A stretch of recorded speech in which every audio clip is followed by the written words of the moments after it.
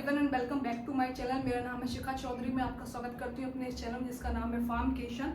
So basically फार्मकेशन channel में मैं जो बी फार्मेसी और डी फार्मेसी के जो डिफरेंट सब्जेक्ट्स हैं, उनमें जो टॉपिक्स होते हैं उनके बारे में डिस्कशन होता है, उनको एक्सप्लेन करती हूँ।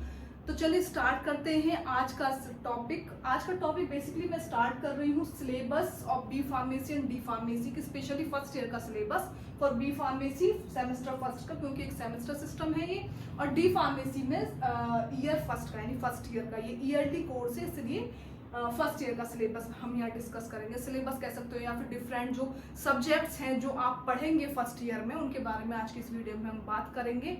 हालांकि मैंने सिलेबस बी फार्मेसी और डी फार्मेसी के सिलेबस की वीडियो ऑलरेडी अपलोड की हुई है अपने चैनल पर, लेकिन तब से अब तक कुछ चेंजेस हुए हैं सिलेबस में। पीसीआई ने यानी कि फार्मेसी काउंसिल ऑफ इंडिया ने कुछ चेंजेस किए हैं रूल्स में, तो उसको आज हम बेसिकली डिस्कस करेंगे। स्पेशली जो चेंजेस हुए हैं वो है डी फार्मेसी के सिलेबस में।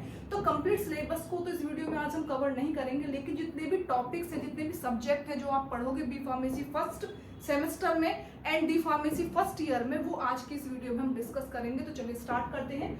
नंबर फर्स्ट हम कवर कर रहे हैं B pharmacy, that is a degree course and contain a duration of 4 years. 4 years का ये डिग्री कोर्स है, ठीक है। सेमेस्टर सिस्टम होता है, दैट मीन्स 6 मंथ का एक सेमेस्टर होता है। इस हिसाब से 8 सेमेस्टर का ये पूरा एक आप कह सकते हो डिग्री कोर्स है। बी फार्मेसी के फर्स्ट सेमेस्टर में जो आप टॉपिक्स जो आप सब्जेक्ट पढ़ोगे वो सब्जेक्ट्स हैं। नंबर फर्स्ट है BP101T।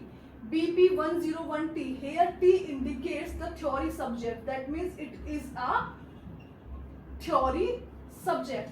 और इसका जो फुल नेम है that is HAP, human anatomy and physiology first. Human anatomy and physiology first जो यहाँ पे फर्स्ट मेंशन किया हुआ है जिस भी सब्जेक्ट में, जैसे यहाँ पे फर्स्ट यहाँ मेंशन है, यहाँ मेंशन है फर्स्ट, सॉरी यहाँ मेंशन है फर्स्ट, तो जहां जहां भी फर्स्ट मेंशन है उसका मतलब है कि सेम आप कह सकते हो सेम नाम से आगे भी आप बी फार्मा में ये सब्जेक्ट पढ़ेंगे। जैसे HAP यहाँ पे फर्स्ट है तो आप HAP सेकंड भी पढ़ेंगे, हो सकता है थर्ड भी हो। तो आप आने वाले सेमेस्टर्स में भी सेम सब्जेक्ट नेम का आप सब्जेक्ट पढ़ेंगे। उसका कंटेंट अलग हो सकता है लेकिन सब्जेक्ट नेम जो है वो सेम होगा।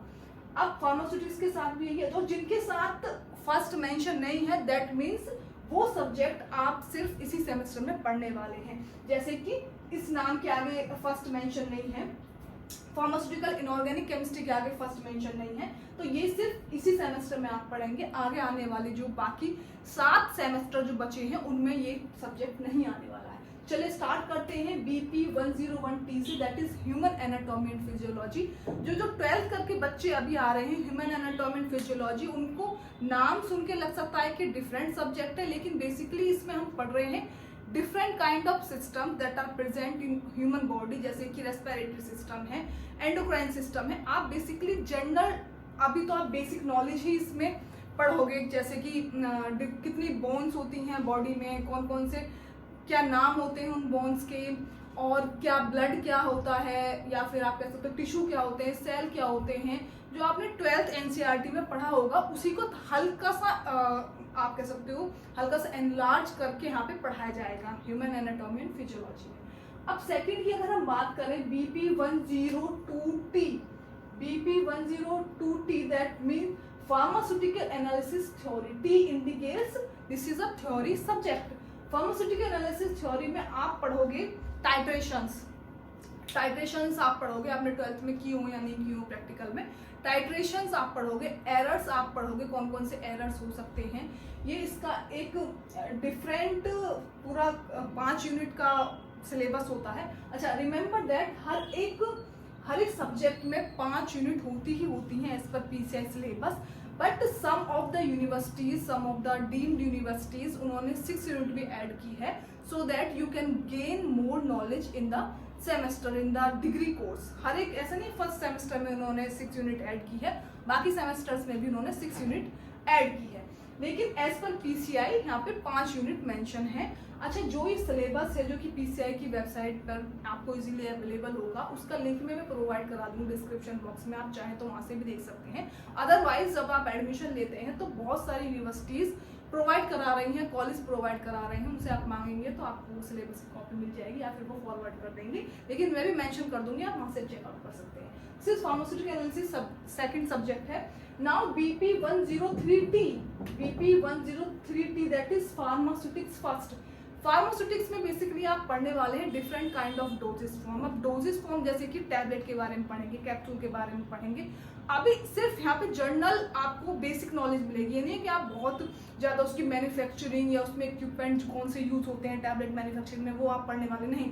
यहाँ पर आप एक लिमिटेड नॉलेज प्रोवाइड की जाएगी फर्स्ट सेमेस्टर में, क्योंकि आने वाले अपकमिंग सेमेस्टर्स में जैसे यहाँ की 1 मेंशन है, तो आने वाले अपकमिंग सेमेस्टर्स में भी आपको इस टॉपिक पर या इस सब्जेक्ट के डिफरेंट सिलेबस प्रोवाइड किए जाएंगे बी फार्मेसी में। तो टैबलेट क्या होती है, उनकी डेफिनेशन क्या है, एडवांटेज डिसएडवांटेज, कैप्सूल्स क्या होते हैं, कितने टाइप के होते हैं, ये आप पढ़ेंगे। सस्पेंशन, सिरप, डोजेस फॉर्म क्या है, जैसे कि टैबलेट है ये एक डोजेस फॉर्म है, कैप्सूल है ये एक डोजेस फॉर्म है, यानी कि उसका स्वरूप, जो भी आप मेडिकामेंट ले रहे हो उसका स्वरूप क्या है, उसका डोजेस फॉर्म क्या है, वो किस फॉर्म में है, that is known as doses form. जैसे कि सस्पेंशन एक डोजेस फॉर्म है, सॉल्यूशन एक डोजेस फॉर्म है, क्रीम एक डोजेस फॉर्म है। तो क्या है डोजेस फॉर्म, यानी किस फॉर्म में है, किस स्टेट में है, ठीक है। ये भी मैं जब फार्मास्यूटिक्स पढ़ाऊंगी तो मैं आपको एक कंप्लीट पढ़ा भी दूंगी। ऑलरेडी फार्मास्यूटिक्स के सारे लेक्चर अपलोडेड है मेरे चैनल पे।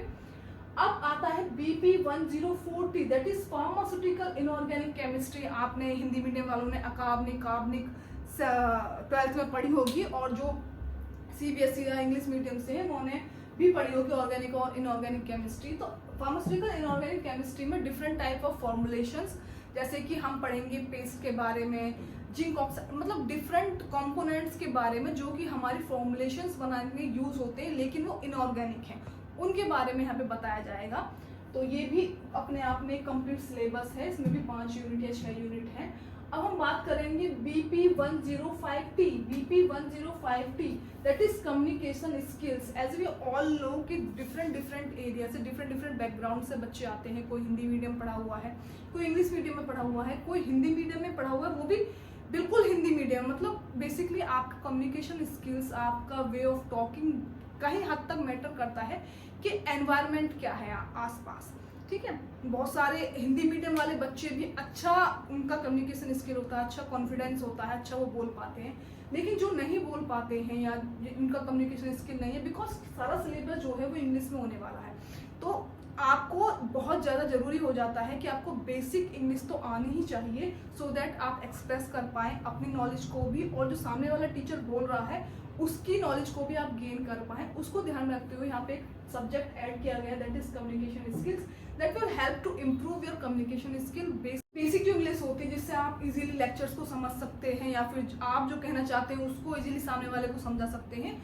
उसके बारे में यहाँ पे पढ़ाया जाएगा। यानी कि आप कह सकते हो एक तरह से टेंस पढ़ाए जाएंगे, बेसिक इंग्लिश पढ़ाई जाएगी, आप एप्लीकेशन कैसे लिखते हो या फिर लेटर, फॉर्मल लेटर, वो सब यहाँ पे कवर किया जाएगा। अब यहाँ पे बाकी सब्जेक्ट से यहाँ पे डिफरेंट चीज़ है दैट इज स्टार। तो जो वो PCI का सिलेबस का लिंक मैं यहाँ पे डिस्क्रिप्शन बॉक्स में जब अटैच करूँगी तो आप पढ़ेंगे। स्टार का मतलब है ये जो एग्ज़ाम है, ये कोई जैसे AQTU के बहुत सारे कॉलेज हैं उनका सेंटर अलग जाता है, तो ये एग्ज़ाम जो है आपकी कॉलेज में ही होगा, ये सेंटर पे नहीं होगा, ठीक है। एग्जामिनेशन सेंटर पे नहीं होगा जहाँ बाकी एग्जाम होंगे, या फिर कॉलेज में होगा। इंटरनल एग्जाम है, इसका मतलब है ये इंटरनल एग्जाम है, स्टार का मतलब है। और जो डीम्ड यूनिवर्सिटी है उनमें तो सारे ही पेपर यूनिवर्सिटी में होते हैं, तो उसमें तो कुछ मैटर है नहीं इंटरनल एक्सटर्नल का। लेकिन specially in the case of AQTU जहाँ सेंटर जाता है बाहर, वहाँ पे ये जो पेपर है ये कॉलेज में ही होगा, कम्युनिकेशन स्किल होगा। अब जो आगे जो है ये है BP106RBT एंड BP106RMT।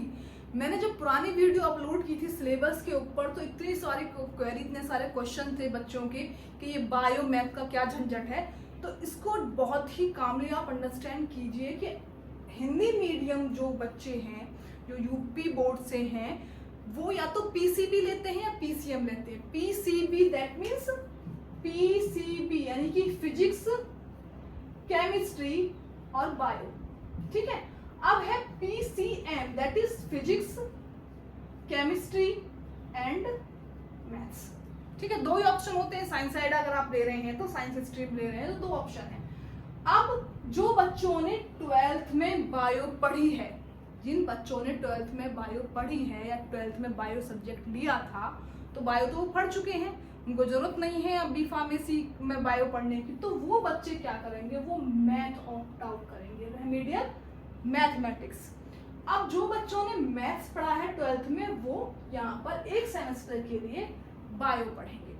अब बहुत सारे बच्चों के दिमाग में क्वेश्चन होगा कि यार हमने तो मैथ्स से बचने के लिए तो बायो ली थी, अब मैथ्स फिर से आ गया। तो बेसिकली जब आप बी फार्मेसी कर रहे हो या फिर आप बी फार्मेसी के बाद मास्टर डिग्री करते हो, पीएचडी करते हो, तो आपको कैलकुलेशन के लिए इवन इन द प्रैक्टिकल, ठीक है, प्रैक्टिकल में आप कोई फॉर्मुलेशन बना रहे हो, आपने एक्स कोई कंपोनेंट लिया वो इतने ग्राम लिया, वाई कोई कंपोनेंट लिया वो इतने ग्राम लिया, 5 ग्राम मान लो चलो, तो उन 5 ग्राम ए और एक्स और वाई कंपोनेंट को मिलाकर जब आपने कोई फॉर्मुलेशन डेवलप की, तो कंप्लीट होने के बाद फॉर्मुलेशन को आपके पास कितना कंटेंट मिला उसको कैलकुलेशन करने के लिए, तो बेसिकली साधारण कैलकुलेशन करने के लिए आपको मैथ्स पढ़ाया जाता है ताकि आप प्रैक्टिकल्स में वो कैलकुलेशन कर पाए। मास्टर डिग्री कर रहे हो यानी कि एम.फॉर्म कर रहे हो, तो वहाँ पे भी एक मैथ का सब्जेक्ट होता है, बायोस्टैट होता है वो, ठीक है, तो यहाँ पे आप ये लेंगे। अब बात करते हैं हम सीबीएसई बोर्ड या अदर बोर्ड जो है इंग्लिश मीडियम बोर्ड्स के बारे में।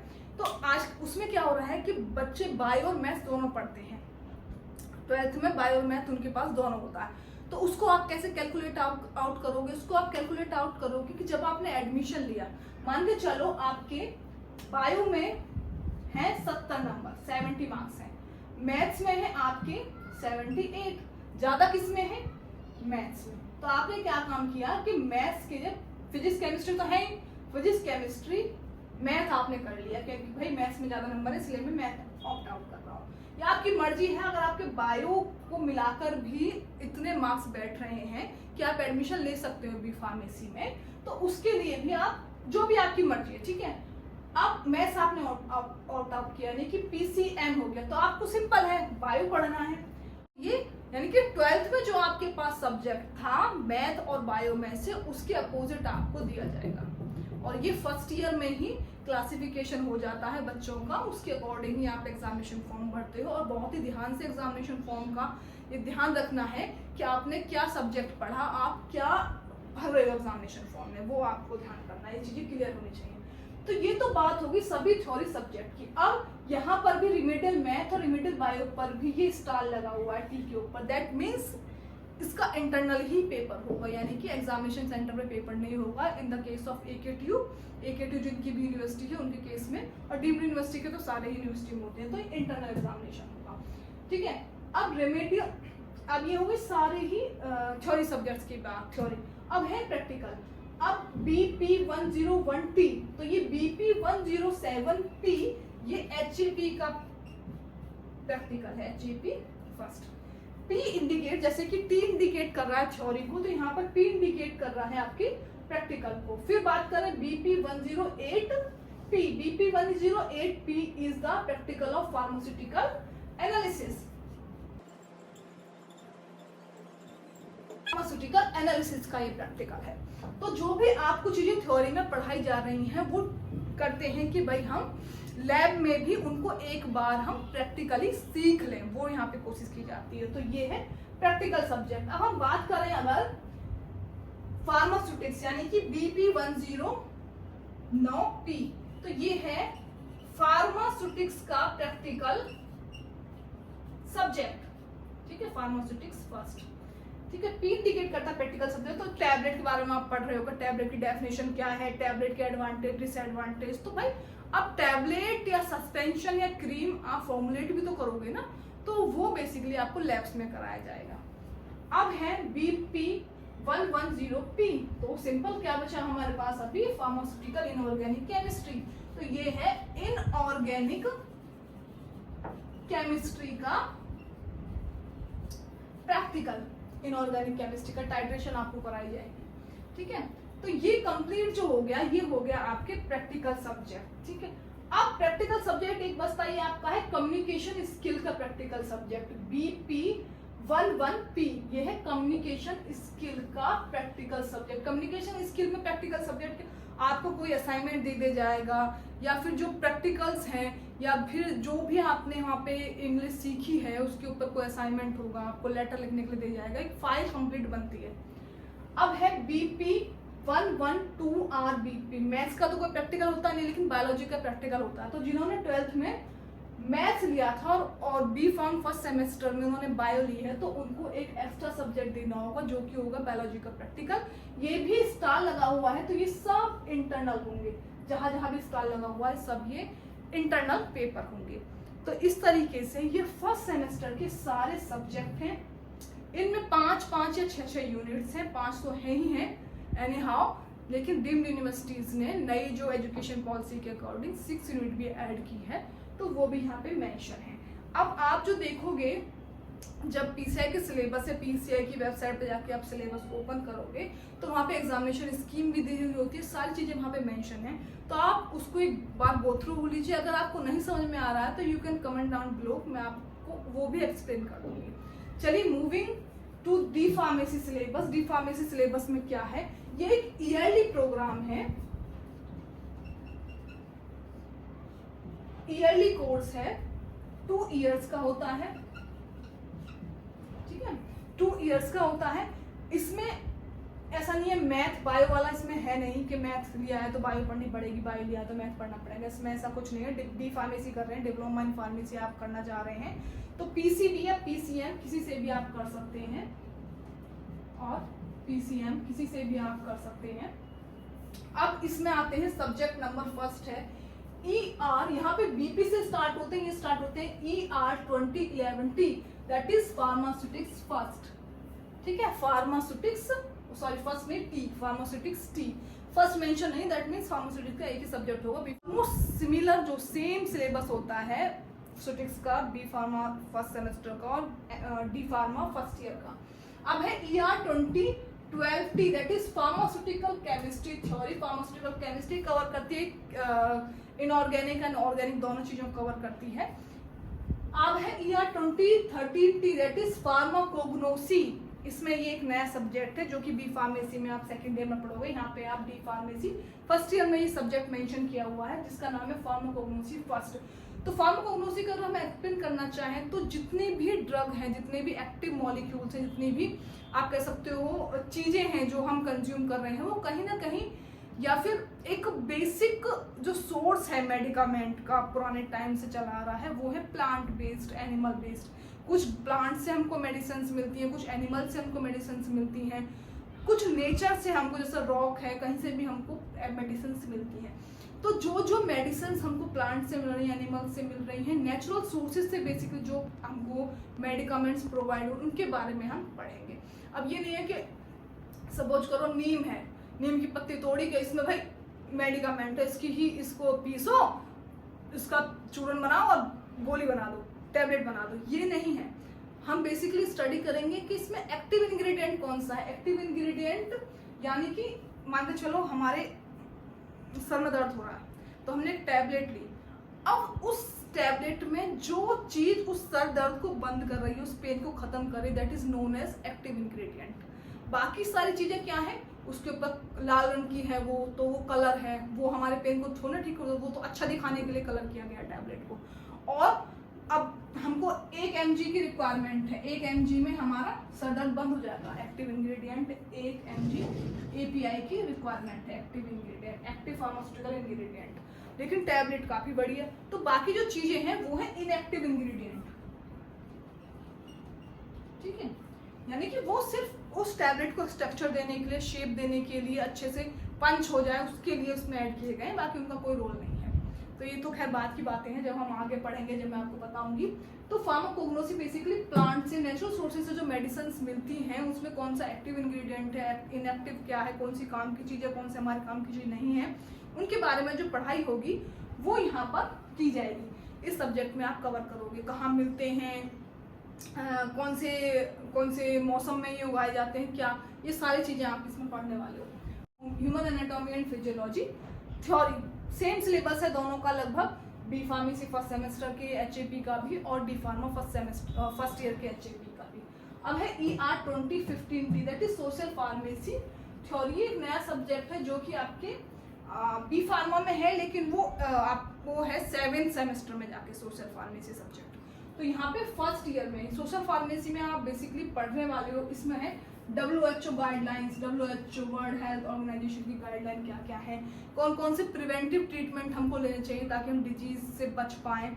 ये बेसिक नॉलेज जो होती है डिजीज़ के बारे में, कौन से डिजीज़ हैं, उनके क्या प्रिवेंशन हो सकते हैं, कैसे हम उनको क्योर कर सकते हैं, कैसे ट्रीट कर सकते हैं, वो सब आप इसमें पढ़ने वाले हो। या फिर गवर्नमेंट ने कौन कौन सी गाइडलाइन प्रोवाइड की हैं, क्या क्या रूल्स एंड रेगुलेशंस हैं, तो वो सब आप इसमें कवर करने वाले हो, राइट। तो ये तो बात होगी सारे theory subject of B pharmacy. आप ऐसे ही जैसे कि बी फार्मेसी फर्स्ट सेमेस्टर के उसी की बेसिस पे प्रैक्टिकल सब्जेक्ट है, तो यहाँ पे भी प्रैक्टिकल सब्जेक्ट्स है। दोनों ही कोर्सेज में, चाहे वो बी फार्मेसी है या डी फार्मेसी है, प्रैक्टिकल बहुत इंपॉर्टेंट पार्ट प्ले करते हैं। ना केवल प्रैक्टिकल करना, परफॉर्म करना, बल्कि उनमें आने वाले मार्क्स जो होते हैं वो आपके अच्छी परसेंटेज, अच्छी डिग्री बना सकते हैं, आपके अच्छे मार्क्स आप ला सकते हो, अच्छा स्कोर कर सकते हो। तो इसमें फाइल आपको बनाना, प्रैक्टिकल रिकॉर्ड आपको बनाना होता है, वो तो चलो बात की बातें, मैं सारी चीज़ें आपको एक्सप्लेन करूंगी। आप मुझसे पूछ भी सकते हैं, जो भी डाउट हो आप कमेंट बॉक्स में लिख के मुझसे पूछ सकते हैं, तो मैं वो भी एक्सप्लेन करूंगी। और उम्मीद कर रही हूँ कि मैं रेगुलर अब वीडियो अपलोड करूंगी इस चैनल पे, ताकि कंटिन्यूटी बनी रहे। अब आगे जो है ER20 11T। अब ER20 तो यूं ही रहेगा, 11P कर दे तो ये फार्मास्यूटिक्स P बन जाएगा, यानी कि फार्मास्यूटिक्स का प्रैक्टिकल। सेम 12P कर दे तो फार्मास्यूटिकल केमिस्ट्री का प्रैक्टिकल, 13P कर दे तो फार्माकोग्नोसी का प्रैक्टिकल, 14P कर दे तो यहाँ पे हो जाएगा HAP का प्रैक्टिकल, 15P कर दे तो सोशल फार्मेसी का प्रैक्टिकल हो जाएगा। कंप्लीट सिलेबस, प्रैक्टिकल में कौन कौन से एक्सपेरिमेंट परफॉर्म करने वाले हो, या इन सब्जेक्ट्स में आप क्या क्या टॉपिक पढ़ने वाले हो, सब कुछ मेंशन है PCI की वेबसाइट पर। सिलेबस अवेलेबल है दोनों चीज़ों का। अब बी फार्मेसी आपने 4 इयर्स का कर लिया, ठीक है। एम फार्मा आपको करना है, एम फार्मेसी मास्टर डिग्री करनी है, तो आप GPAT का एग्जाम दे सकते हो, ठीक है। GPAT का जब आप एग्जाम देते हो तो आपको स्कॉलरशिप प्रोवाइड की जाती है फ्रॉम द गवर्नमेंट, यानी कि आपको कुछ स्कॉलरशिप मिलती है वहाँ पे। लेकिन अब इधर एक एग्जामिनेशन अभी इस ईयर फर्स्ट टाइम बच्चे देंगे। डी फार्मा करने के बाद आपको ड्रग लाइसेंस चाहिए होता है, यानी कि जिससे आप मेडिकल शॉप रन कर सकते हो, अपना काम कर सकते हो। तो उसके लिए एग्जिट एग्जामिनेशन अभी हो गया है, यानी कि एग्जिट एग्जामिनेशन जो बच्चा आपने डी फार्मा कर लिया, आपके हाथ में डिप्लोमा आ गया है, उसके डॉक्यूमेंट आ गए हैं, और आप अप्लाई करोगे एग्जिट एग्जामिनेशन के लिए। एग्जिट एग्जामिनेशन में अगर आप पास होते हो then only you are eligible to get a drug licence from the PCI pharmacy council of India. Otherwise नहीं, जब तक आप ये एग्जिट एग्जामिनेशन पास नहीं कर लेते तब तक आप को नहीं मिलेगा drug licence. PCI pharmacy council of India register करती है फार्मासिस्ट को, तो तब तक आप फार्मासिस्ट नहीं बन सकते। लेकिन बी फार्मेसी के केस में ऐसा नहीं है। बी फार्म में आपने कंप्लीट किया, आपके पास सारे डॉक्यूमेंटेशन, आप अप्लाई कर सकते हो।